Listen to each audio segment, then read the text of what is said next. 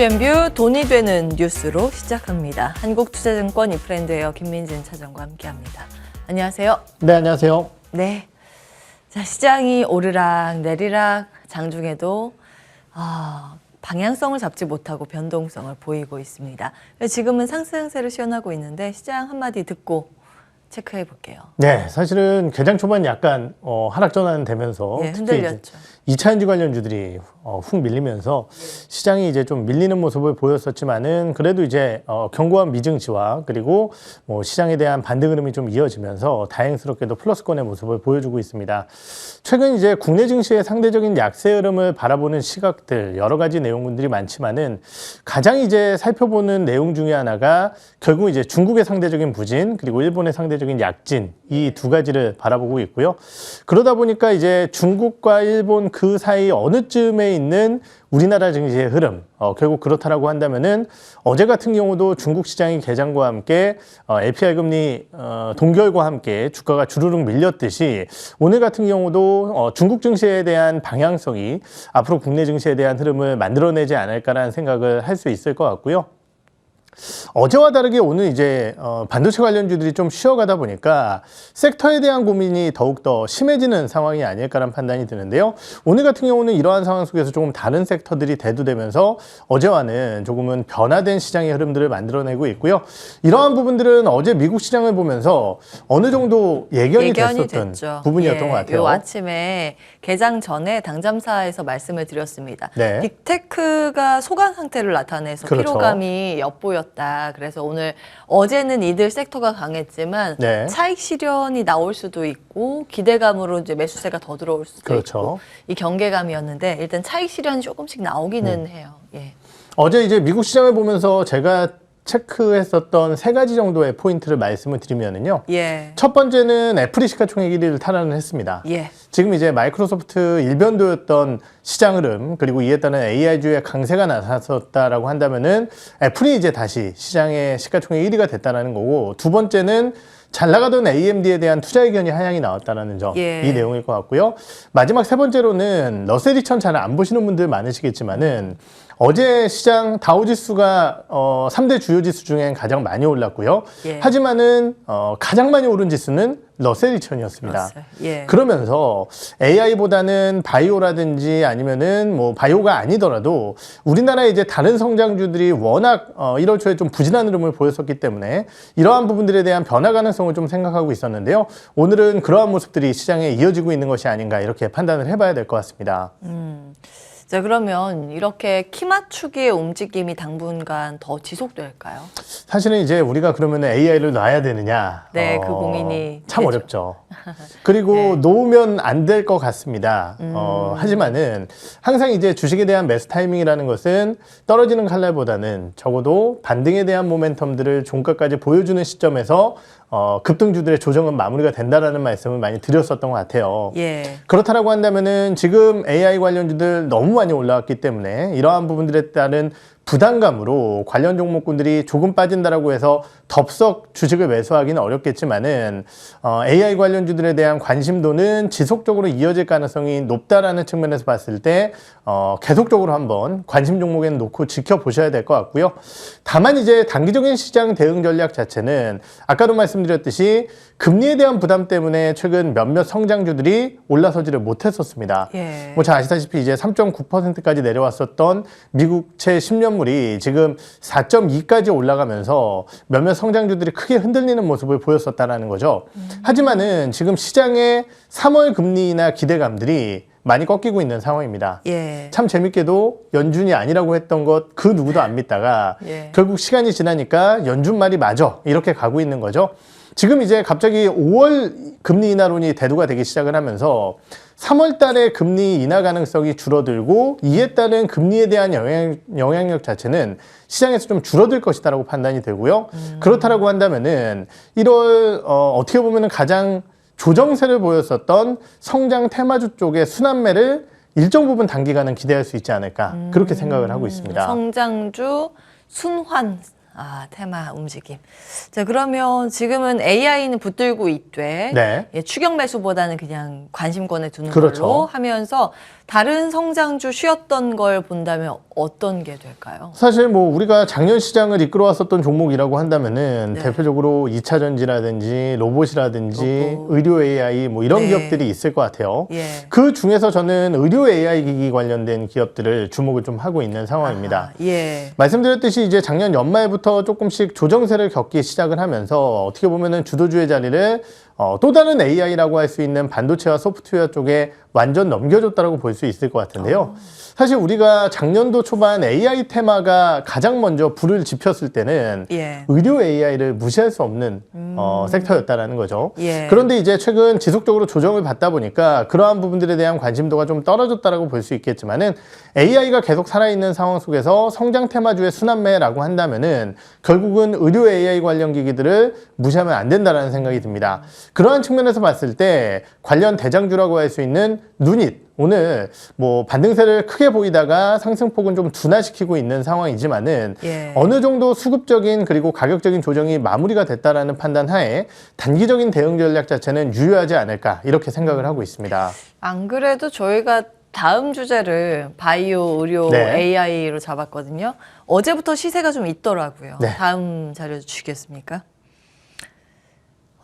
코스피 기술적 반등 시작됐는데 건강관리 업종 트레이딩 유망하다는 증권가의 목소리가 나오고 있습니다. 이 막대가 건강관리 EPS 이제 지배 구조 상이고요. 건강관리 EPS 성장세 같이 따라붙는 쪽이죠. 이건 추정치고 올해의 3월 6월 1분기, 2분기입니다. 다음 보겠습니다. 이제 회복세인 거죠. 그동안 사실 금리 압박 때문에 그렇죠. 좋지 않다가 건강관리 업종에 대한 관심권. 사실 이제 과거에 건강관리라고 하면 제약, 바이오, 헬스케어였는데 네. 최근에 의료 AI까지 포함이 됐죠. 저가 매수세 오늘 유입되고 있고 이쪽은 괜찮다고 의견 주셨습니다. 탑픽으로는 네, 요 내용은 제가 이제 또 다르게 좀 준비를 했어요. 그래요? 아까 말씀드렸듯이 해당 의료 AI는 저는 성장주의 순환매라고 생각을 성장주. 하고요. 이 내용을 좀 되짚어 본다라고 한다면은 결국은 이제 단기적으로 주가 지수가 조정폭이 꽤 컸다라는 것이고요. 일반적으로 조정폭이 컸었던 상황 속에서는 낙폭과대주들 그리고 굉장히 부진한 저평가 기업들에 대한 관심도가 높아질 수 있는 상황입니다. 그러한 측면에서 우리나라 주요 섹터들 중에 저평가되어 있고 많이 빠진 섹터가 뭔가를 생각해 보면은 예. 굉장히 많아요. 지금 뭐 화학, 슬픈데요. 그렇죠. 너무 마음이 아프네요. 예. 화학, 철강, 건설, 정유 뭐 이러한 시클리컬 관련주들은 모두 다 부진한 상황이었고 예. 거기에 더해서 뭐 지금 얘기하는 건강관리라든지 이런 것들도 주가 조정이 좀 컸습니다. 하지만 이제 저도 관련 리포트를 좀 같이 읽어봤는데요. 결국은 이제 그 섹터들이 왜 주가가 빠졌느냐를 고민을 해보면은 결국은 향후 EPS 성장에 대한 우려, 즉 실적에 대한 물음표가 달려있기 때문이에요. 그렇다라고 한다면은 해당 기업들에 대한 기업들의 투자 의견을 주가가 무조건 많이 빠졌다 혹은 저평가되어 있다라고 접근할 것이 아니라 결국은 EPS가 성장하는 쪽을 접근을 해야 된다라는 의견의 리포트 내용이었고 결국 그렇다라고 한다면은 왜 건강관리 섹터가 걸리느냐라고 한다면은 작년도 재작년도 한 1, 2년간 제약바이오 섹터들에 대한 실적이 굉장히 부진했었습니다. 그러다 보니까 올해 같은 경우는 굉장히 낮은 기저하에서 성장성을 보일 수 있다라는 모멘텀들이 발현이 되고 있고 예. 거기에 더해서 금리까지 빠지게 된다라고 했을 때 외국인들의 수급이 상당히 유입됐었던 대표적인 섹터이기 때문에 예. 수급과 밸류 매력까지 모두 보유한 건강관리 섹터를 봐야 된다는 의견이었던 것 같고요. 예. 그러한 측면에서 본다라고 한다면은 저는 아까는 이제 의료 AI였지만은 실적에 대한 성장을 기대할 수 있는 제약 쪽의 섹터를 좀 보는 게 좋지 않을까 이렇게 생각을 하고 있습니다. 전통제약 좀 묵직한 종목 말씀하시는 거예요? 그 중에서도 저는 예. 이제 아무래도 최근 시장이 모멘텀이 좀 발현이 돼야겠죠. 그러한 측면에서 봤을 때 두 개의 기업을 준비를 했는데요. 첫 번째는 종근당입니다. 종근당, 예. 역시 이제 작년 말경이었죠. 1조 7천억 규모의 기술 수출 있었습니다. 예. 노바티스양 기술 수출이었고 뭐 내용은 잘 아시다시피 이제 CKD 510이라는 저해제 관련된 기술 수출이 있었습니다. 노바티스에서는 지금 뭐 심혈관이라든지 이런 쪽으로 파이프라인을 확대시키겠다라는 얘기를 했는데요.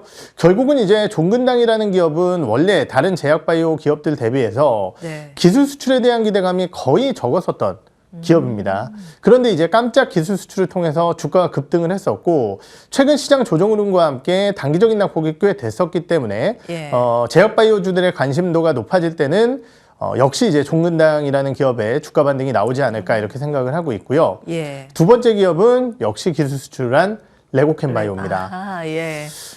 결국 이제 말씀드렸듯이 이슈와 모멘텀을 한꺼번에 가지고 갈 수 있는 기업들을 선정을 했다라고 볼 수 있을 것 같고요. 예. 레고캔바이오는 잘 아시다시피 이제 얀센바이오텍 쪽에 기술 수출을 2.1조 원, 2조 원 규모의 기술 수출을 했습니다. 기술 수출 내용 자체는 이제 ADC 관련된 치료제에 대한 기술 수출이었고 글로벌 빅파마들의 지금 가장 관심이 큰 영역이 ADC 쪽 관련된 내용입니다. 그렇다라고 한다면은 결국은 이제 이러한 기술력을 바탕으로 관련 치료제에 대한 대규모 기술 수출을 한 레고캔바이오에 대한 기대감은 여전히 유효하지 않을까라는 판단이 들고요. 다만 이제 최근에 뭐 잘 아시다시피 오리온과의 피인수 이슈와 함께 예. 오리온이 지분 투자. 그렇죠. 예. 주가가 많이 빠졌죠. 그런데 이제 주가가 빠진 이유는 아무래도 레고캔바이오 이 좋은 기술 수출을 한 회사를 팔면서 네. 왜 프리미엄 없이 매각을 했느냐 이런 이슈가 좀 컸었던 것 같고요. 두 번째는 과연 레고캔바이오가 오리온이라는 그룹의 피인수가 됐을 때 시너지가 있을 것이냐 이 부분에 대한 내용 이 두 가지일 것 같아요. 예. 그런데 첫 번째 내용은 결국은 이제 뭐 매도자의 의견 자체가 프리미엄 없이 판다라고 했을 때 이게 그렇게 나쁜 요소는 아니다라고 생각을 하거든요. 그러면 예를 들어서 예. 2만 원 주가 2만 원짜리 기업을 뭐 대주주가 5만 원을 받고 판다라고 했을 때 일반 주주들이 5만 원에 팔 수 있는 건 아닙니다. 결국은 이제 그들은 시가에 나와 있는 2만 원의 주식을 팔 수 있는 거고 물론 그만큼 높은 가치를 받았다라는 것 때문에 예. 주가가 단기적으로 올라갈 수 있지만은 회사의 펀더멘탈이 올라가지 못하면은 주가는 대주주 판 가격은 아무 상관이 없게 됩니다. 시간이 지나면은. 그렇기 때문에 이 요소 자체는 어느 정도 주가에 반영이 됐다라고 판단을 하고 있고요. 두 번째 요소 자체는 오리온 그룹 쪽과의 시너지는 분명히 높지 않을 거라고 저는 생각을 하고 있어요. 높지 않다. 왜요? 그렇죠. 왜냐면 오리온은 음식료 만드는 기업이고 물론 이제 바이오의 진심인 행보를 보였지만은 결국은 신약을 개발하는 바이오텍 쪽의 역량을 크게 도와줄 수 있는 정도의 기술력을 보유한 기업은 아니기 때문에 그러니까 지분 투자하고 하겠죠. 그렇죠. 지금. 예. 하지만은 분명히 레고캔바이오 입장에서는요. 오리온이라는 기업이 연간 기준 현금으로 4천억 가량을 벌어내는 회사고요. 레고캔바이오 같은 경우는 영업이익 기준으로 4에서 500억 정도 적자를 내는 회사입니다. 임상 때문에. 그렇죠. 그렇다라고 한다면은 글로벌 임상을 만약에 진행한다라고 했을 때 더욱더 큰 비용이 들 수도 있고 그렇다라고 한다면은 캐시번이라고 하는 현금의 소지는 계속적으로 나타날 가능성이 있는데 네. 오리온이라는 든든한 현금을 뒷배죠. 그렇죠. 가져올 수 있는 기업이 있다라고 한다면은 그것만큼 좋은 내용은 없다라는 거죠. 근데 사실 이번에도 기술 수출한 거 있잖아요. 얀센도 그렇지만 네. 과거에도 보면 그 레고캔바이오가 자금만 좀 더 있어서 네. 임상을 조금 더 진행한 후에 맺었으면 조금 더 비싸게 맺어졌을 텐데 그렇죠. 그 부분이 아쉽다. 그래서 오리온이 자금력이 대단하니까 그렇죠. 상호 보완이 좀 잘 되겠구나라는 평가도 좀 있었어요. 맞아요. 그렇다라고 한다면은 결국은 이제 지금은 기술 수출에 의존하고 있지만은 네. 자체 파이프라인도 굉장히 많은 회사거든요. 맞아요. 그렇다라고 한다면은 그런 것들에 대한 자체 개발력까지도 기대를 할 수 있다라는 거죠. 이런 것들을 종합적으로 고려해 본다라고 한다면은 아까 말씀드렸던 종근당뿐만이 아니라 레고캔바이오 같은 경우도 단기적으로 주가 조정이 좀 크게 나타났기 때문에 현재 시점에서는 좀 부담이 적은 바이오텍이 아닐까 이렇게 판단을 해보도록 하겠습니다. 그거는 이 번외 질문인데 오리온은 어떻게 보세요? 그리고 나서 주가 급락했잖아요. 그렇죠. 그 수준 하반 경직을 보이려고는 하는데 네. 크게 반등은 안 나오더라고요. 우선 오리온 같은 경우는 당분간은 내용을 겪을 수밖에 없다라는 판단이 드는데요. 예. 가장 큰 이유는 첫 번째는 뭐 아까 말씀드렸던 이제 현금에 대한 지원의 우려들이 계속 있을 수밖에 없다라는 판단이 들고요. 네. 두 번째는 결국은 이제 투자자들이 바라보는 오리온에 대한 눈높이가 조금은 바뀔 수밖에 없다라는 내용입니다. 결국 지금 오리온의 최대 주주를 구성하고 있는 많은 주요 주주들은 오리온이라는 회사의 안정적인 현금 창출 능력과 이를 바탕으로 한 음식료라는 섹터의 안정성을 바탕으로 투자를 하셨을 거예요. 예. 그런데 이 내용이 나오게 되면은 오리온이 그렇게 안정적인 회사가 아닌 것으로 갑자기 변하는 것은 아니지만은 결국은 바이오텍을 투자를 한다라고 했을 때 오리온에 대한 투자 수요도 분명히 있을 수 있다라는 것이고 그렇다라고 한다면은 기존 보유자들 입장에서는 나는 퓨어한 음식료 쪽에 더욱더 접근을 할래 이런 예. 이슈들이 있을 것 같거든요. 다만 이제 그러한 부분들을 그러한 부분들을 진행했었던 투자자들의 매도는 외국인들이 지난 이틀간 엄청난 매도 흐름을 보였습니다. 그 예. 이슈가 나왔을 때 상당 부분 소진됐다라고 생각을 하기 때문에 저는 더 이상 급격한 하방을 보이지는 않을 가능성이 높다라고 생각을 하고 있고요. 예. 다만 이제 여기서 주가가 올라서기 위해서는 이러한 이벤트가 마무리됐으니까 그냥 올라갈게요가 아니라 결국은 든든한 실적 체력을 줘야 된다라는 입장이고 예. 그러면 이제 그러한 부분들이 언제 나타날 것이냐를 고민해 보게 된다라고 한다면은 4분기 실적보다는 1분기 실적이 반영되는 시점일 것 같아요.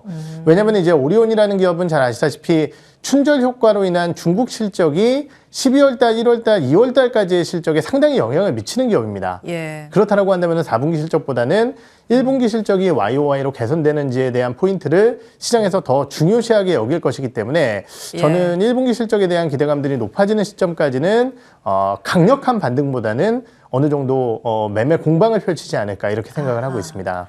이게 정체성의 혼란을 겪는 시기라고 보셨네요. 그렇죠. 비슷한 게 사실 삼성전자도 있어요. 삼성전자를 반도체 회사로 볼 것인가, 가전 세트 업체로 볼 것인가, 예, 정체성도 늘 이제 이야기가 됐던 건데 지금은 반도체에 그 관심이 더 크게 받는 기업이죠. 이제 오리온도 음식료냐 바이오냐 이제 정체성 혼란을 겪고 있는 구간인데 실적으로 입증을 해준다면 그렇죠. 예, 그때부터는 다른 퍼포먼스 기대해 볼 수 있겠다. 1분기까지 한번 기다려보는 걸로 그럼 마무리하도록 하겠습니다. 종근당과 레고캠바이오 이렇게 두 종목 바이오 쪽에서 꼽아주셨고요. 의료 AI주는 성장주의 개념으로 키 맞추기의 섹터로 그렇죠. 주목을 하셨습니다. 탑픽을 아까 이제 루닛 말씀을 루닛? 드렸고요. 사실 이제 다른 종목군들 지금 딥노이드나 뷰노 이런 JLK나 이런 기업들이 사실은 4대 천왕으로 지금 의료 AI 기기 쪽에 군림을 했었죠. 그런데 이제 말씀드렸듯이 결국은 이제 주가의 반등은 수급적인 요소와 함께 나타날 가능성이 꽤 높겠죠.